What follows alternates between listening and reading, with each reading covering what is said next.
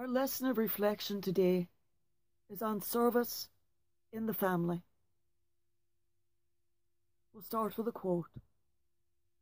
John Wesley, the founder of Methodism, gives us this motto on service: do all the good you can, by all the means you can, in all the ways you can, in all the places you can, at all the times you can, to all the people you can, as long as ever you can.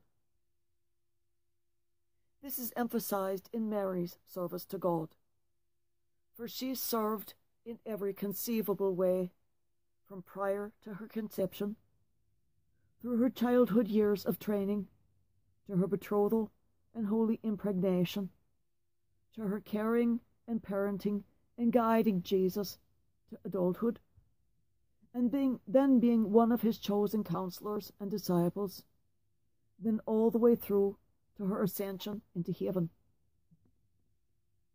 Joseph served God by taking his son and raising him as his own without hesitation.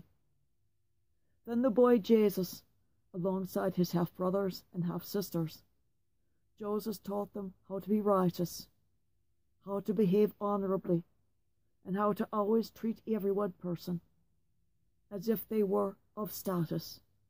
In other words, like they mattered, so that they treated each person fairly, and they were likewise treated fairly in return. Joseph taught Jesus to be a carpenter, as he taught his half-brothers. Regardless that Jesus was going to be the saviour of the world, he was also going to be a carpenter. No one could give more to Jesus' life and his ministry than did Mary and Joseph, and their first offering to him was the very foundation of the Christian church: love.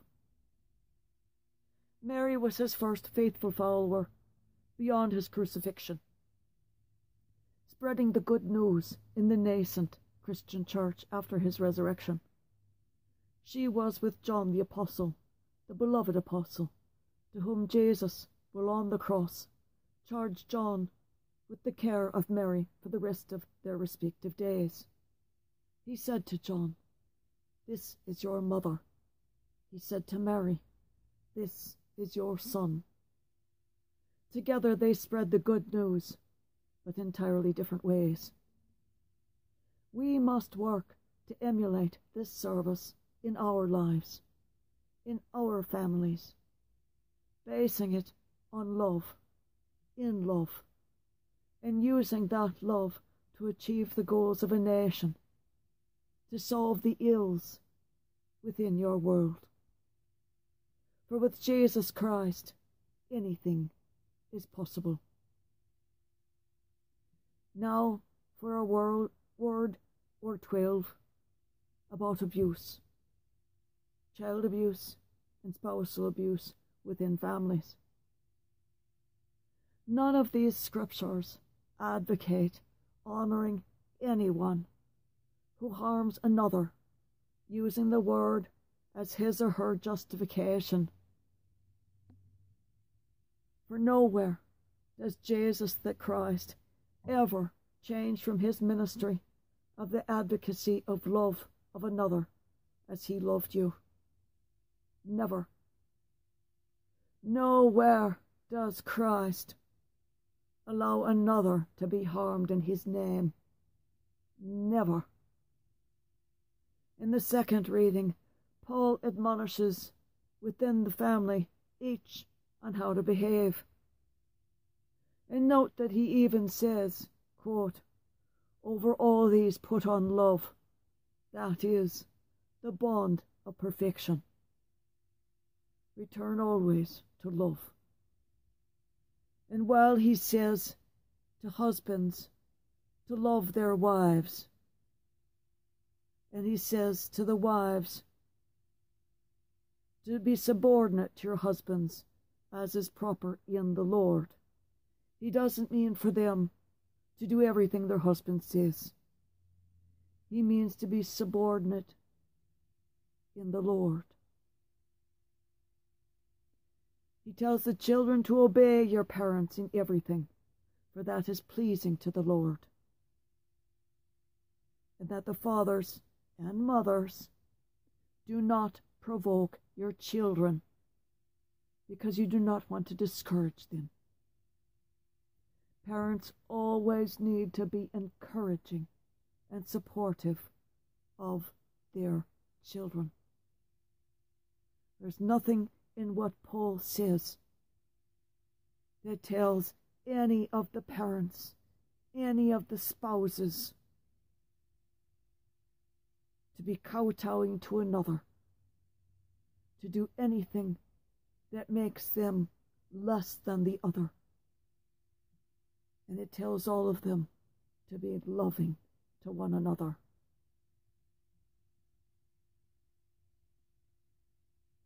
As far as the marital relationship, neither God nor Jesus Christ condoned or advocated any abuse or, quote, this is horrible, taking one's marital rights as required to consummate the marriage and must be done, regardless of the other. Use the rule of thumb to determine how to control your wife or the unruly concubine or slave, close quote. This is actually from Leviticus, in a King James Version of Bible from the 18th century. Everybody ascribes the rule of thumb to a man from Great Britain, but it is actually from the Bible. The rule of thumb is how thick the stick can be which you want to beat your wife with.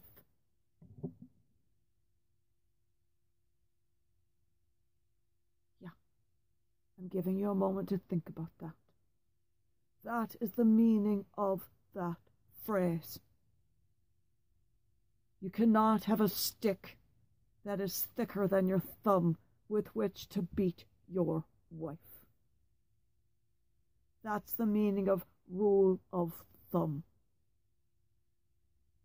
And it was in the King James Version Bible, mainstream, through the 1700s, 1800s, until Queen Victoria came to be the supreme head of the Church of England.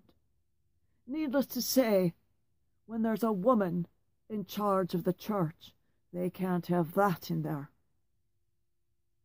So the mainstream Bibles were all changed overnight, but there were still many smaller run Bibles that weren't changed until well in the 20th century. Queen Victoria had it changed immediately because they said it came up in the marriage contract with Albert, because Albert wanted to have the ability to beat his wife. But as she was going to be the Queen, head of state, that would not have been appropriate. Honor only those who show you love. Love only those who honor you. I will speak more on this later.